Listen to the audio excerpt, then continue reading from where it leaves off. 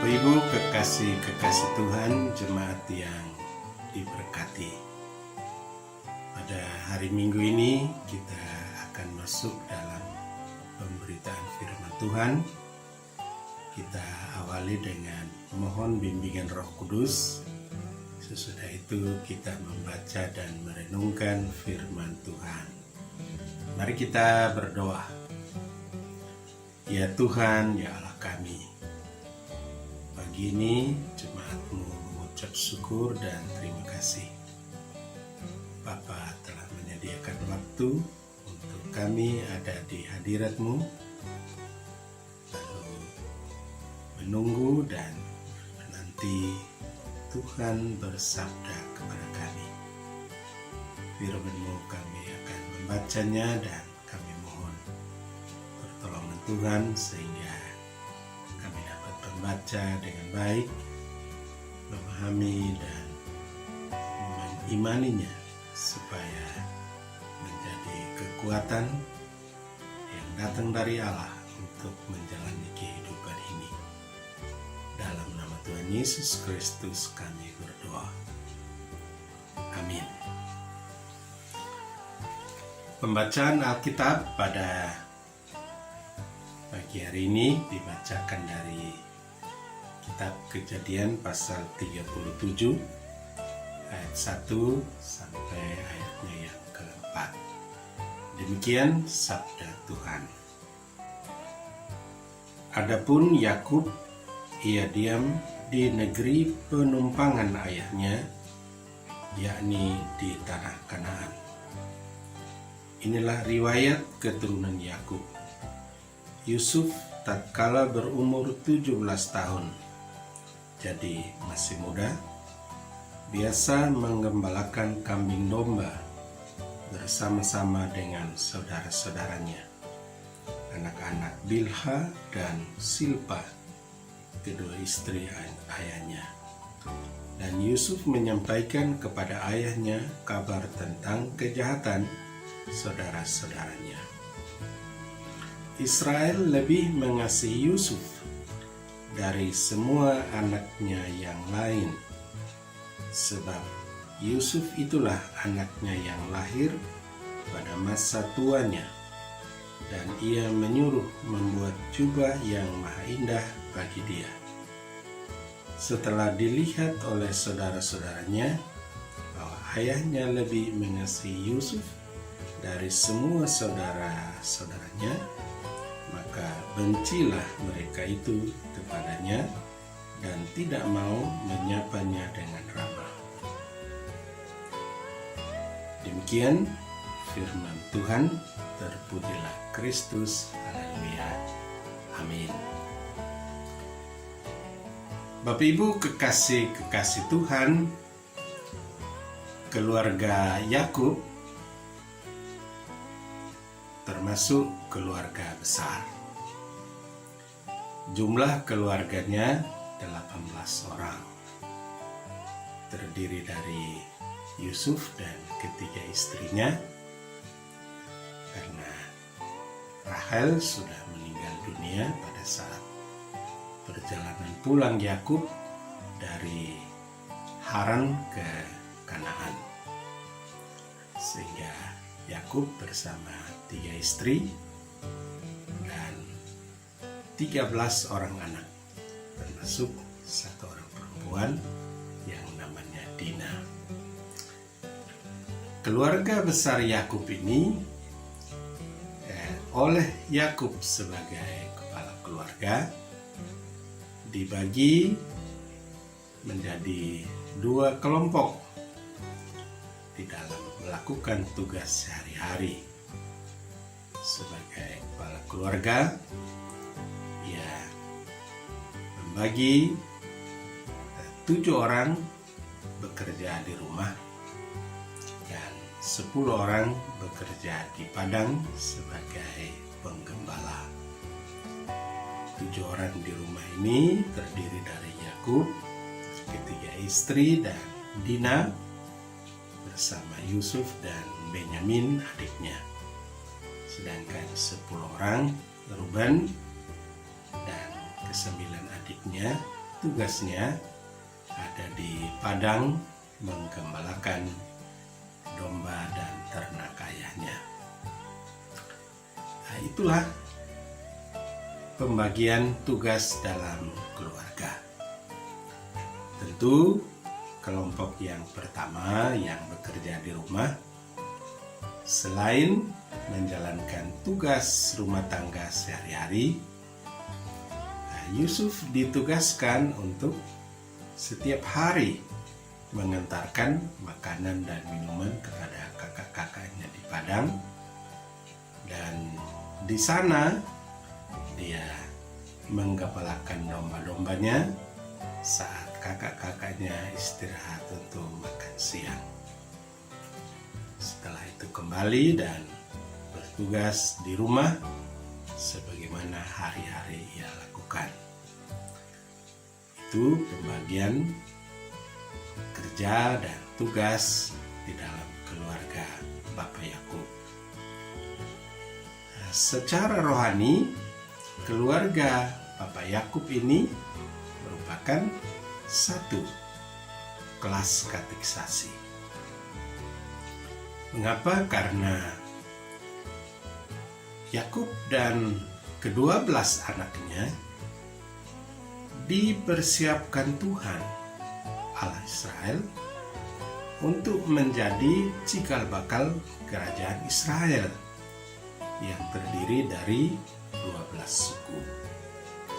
Dan karena itu kelas katekisasi ini tidak boleh dilakukan dengan sembarangan.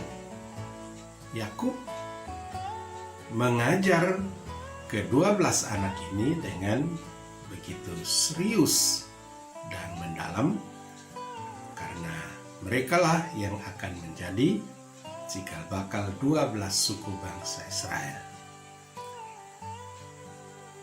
Pada hari pertama sampai hari ke-6, 10 saudara-saudara Yusuf bekerja di padang. Tetapi hari ke-7, seluruh ternaknya dikandangkan, lalu mereka pulang ke rumah untuk beribadah pada hari Sabat. Jadi 12 anak-anak Yakub yang semuanya laki-laki menjadi satu kelas katekisasi. Selesai beribadah hari Sabat, mereka masuk ke dalam pelajaran katekisasi. Maksudnya ialah bahwa Yakub berdasarkan janji Allah, ia ingin menanamkan hal-hal yang penting dan mendasar, hal-hal yang prinsip dan sungguh-sungguh mendasar, agar ke-12 anak Yakub yang kemudian menjadi 12 suku bangsa Israel dalam seluruh perjalanan hidup bangsa ini tidak boleh ada ilah yang lain selain Allah pencipta langit dan bumi, Allah Abraham, Ishak dan Yakub. Nah, jemaat kekasih Tuhan, dalam beberapa penelitian para ahli teologi, setelah merunut seluruh perjalanan bangsa Israel dari Yakub sampai kepada zaman Yesus, maka mereka berkesimpulan bahwa pelajaran-pelajaran katekisasi yang diajarkan oleh Yakub kepada 12 murid itu ada 2 mata pelajaran. Yang pertama ialah tubuh ini adalah rumah Allah. Tubuh ini adalah bait Allah. Itu pelajaran pertama. Pelajaran kedua ialah bahwa Allah memanggil Israel dan ke-12 suku itu tidak untuk menjadi perenang, tetapi dipanggil untuk sebagai perenang sekaligus sebagai penyelam akan kebenaran firman Allah. Ya, Allah memanggil 12 suku ini untuk sungguh-sungguh tahu tentang sejarah bangsa Israel, kitab-kitab Taurat. Tetapi tidak hanya sampai di situ, tetapi mendalaminya sedalam-dalam mungkin, sepaham-paham mungkin, supaya bangsa Israel dengan cikal bakal 12 suku ini sungguh-sungguh di dalam penderitaan, di dalam kebahagiaan sekalipun, mereka tetap meyakini bahwa tubuh mereka adalah rumah Allah. Bahwa sejak penciptaan, Allah menciptakan Adam dan Hawa. Adam dihembuskan nafas yang adalah nafas Allah sendiri ke dalam tubuh Adam, dimaksudkan dan menegaskan bahwa tubuh yang hidup yang adalah Adam dihidupi oleh nafas Allah. Dan karena itu tubuh Adam dan seluruh keturunannya adalah rumah Allah. Tidak boleh ada ilah lain yang masuk ke dalam tubuh itu untuk memimpin Adam dan seluruh keturunannya, 12 suku Israel, untuk menjalani kehidupan. Hanya Allah, tidak boleh ada ilah lain. Ya. Dan karena itu, Bapak Ibu memperhatikan permulaan dari bangsa Israel di Mesir sebagai budak 400 tahun kurang lebih, penderitaan di padang gurun 40 tahun, di Kanaan pada masa Samuel hakim-hakim, pada masa kebahagiaan Daud dan Salomo, pada masa penderitaan pembuangan sampai kepada zaman Yesus. Bagi bangsa Israel, Allah itu segala-galanya. Israel, bagi Allah, mereka tergila-gila bahwa Tuhan mereka tidak ada ilah yang lain, hanya Allah. Ya, tidak boleh ada Allah lain di hadapan hadirat Allah pencipta langit dan bumi, Abraham, Ishak dan Yakub. Tidak boleh ada. Saking tergila-gilanya akan Allah Israel ini, sampai mereka jadi buta bahwa Yesus yang hadir sebagai Allah yang nyata, mereka membunuhnya. Ya, karena itu ditarik kesimpulan bahwa begitu dahsyatnya mata pelajaran ini yang diberikan oleh Yakub kepada 12 murid, bahwa tubuh ini adalah rumah Allah. Apapun kondisi bangsa Israel dalam perjalanan, Allah tetap berumah di dalam tubuh ini. Ya, itu yang pertama. Yang kedua ialah bahwa Yakub memberitahukan kepada 12 anaknya bahwa mereka dipanggil menjadi embrionya umat Israel, tidak hanya untuk menjadi perenang, tahu sejarah, tahu kitab-kitab Taurat, lalu cukup. Oh tidak, Yakub menghendaki supaya mereka tahu sejarah, tahu Taurat, tetapi juga menyelaminya sedalam mungkin, sehingga menjadi satu pemahaman yang kuat dan mendalam, dan kemudian akan menimbulkan keyakinan, iman, bahwa Allah Abraham, Ishak dan Yakub ialah Allah yang maha tinggi, yang maha kuasa, berdaulat penuh atas seluruh kehidupan bangsa Israel secara khusus dan dunia secara umum. Bapak Ibu kekasih Tuhan, untuk menjadi penyelam firman Allah dibutuhkan bisa berenang. Bagaimana orang menyelam? tidak bisa berenang, dia harus bisa berenang lalu menyelam. Anak-anak PA dan teruna itu diajarkan untuk berenang, mengetahui kitab suci, Alkitab, dan sejarah. Tetapi dia masuk kelas katekisasi, masuk ke dewasaan iman, dia harus mendalami akan kebenaran firman Tuhan, mengerti, memahami, dan meyakini bahwa Allah di dalam Kristus adalah Tuhan di atas segala-galanya. Ini pelajaran kedua yang oleh Yakub ditanamkan sebaik-baik mungkin ke dalam pikiran dan perasaan kedua belas anaknya, supaya mereka kuat dan kokoh. Perhatikan Yusuf. Yusuf masih berumur 17 tahun menurut bacaan kita.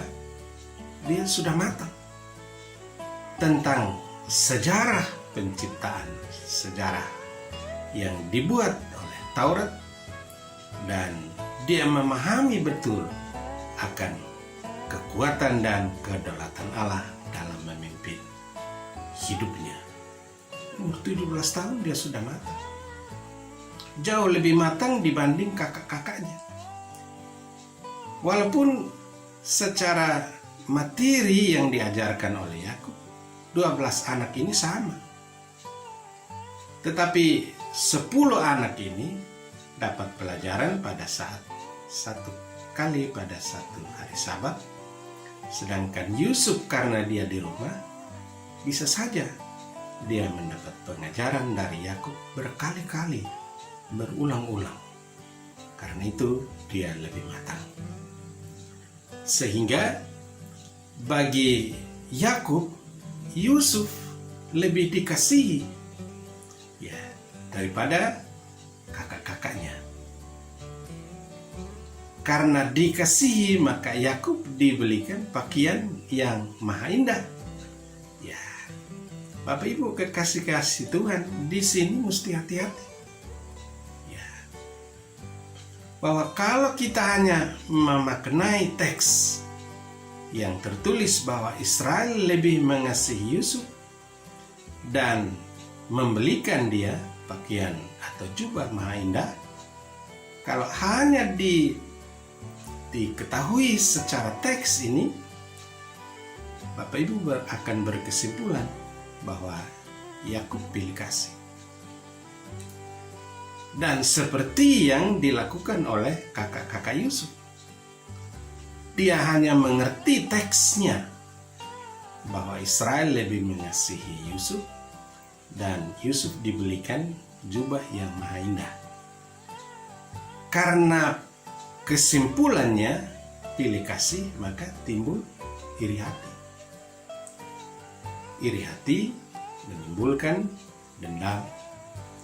Dendam menimbulkan penganiayaan. Aniaya menimbulkan pembunuhan.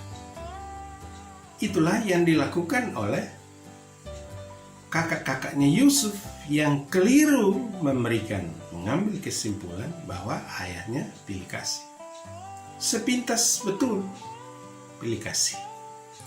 Tetapi kalau teks ini didalami sedalam-dalamnya, maka kita akan menemukan arti yang sesungguhnya bahwa Yakub tidak pilih kasih. Yakub sedang menggambarkan kedaulatan Allah. Bahwa Allah berdaulat untuk memberikan karunia-karunia yang berbeda-beda terhadap satu orang dan orang lain, walaupun sekandung. Ya, perhatikan, Yusuf diberi karunia sebagai seorang yang bisa menafsir mimpi. Dia bermimpi dan bisa menafsir mimpi. Teman-temannya di penjara bermimpi dan dia menafsirkan mimpinya. Firaun bermimpi dan Yusuf bisa mengartikan mimpinya. Bahwa dia bisa menafsirkan karena ada Allah di dalam tubuhnya. Ya, ini karunia. Ya, Demikian juga membelikan jubah yang maha indah kepada Yusuf itu berkat. Jadi Allah berdasarkan kedaulatannya, dia memberi karunia yang berbeda-beda, berkat yang berbeda-beda. Apakah Allah salah memberi karunia beda-beda, berkat beda-beda? Allah tidak salah. Tetapi Allah berdaulat untuk kepada siapa dia beri karunia apa, dan kepada siapa diberi berkat berapa. Itu kedaulatan Allah.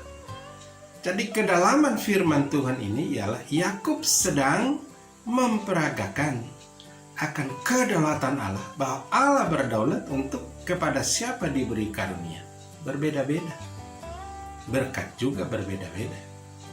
Dan karena itu pelajaran yang diberikan Yakub kepada anak-anaknya juga harus tidak hanya dalam tataran permukaan dia memahami kedaulatan Allah, tetapi dia mendalami dan mengerti kedaulatan Allah. Bahwa mengerti perbedaan karunia, mengerti perbedaan berkat yang datang dari Allah sebagai karunia Allah, maka orang akan mengambil kesimpulan Allah benar, Allah tidak salah, dan Allah berdaulat untuk memberi karunia yang beda-beda dan berkat yang beda-beda. Kalau semua orang yang beriman kepada Tuhan ada di dalam posisi pemahaman seperti ini, tidak akan mengatakan bahwa Allah pilih kasih. Karena Allah berdaulat untuk memberi karunia beda-beda, berkat berbeda-beda. Kedaulatan Allah.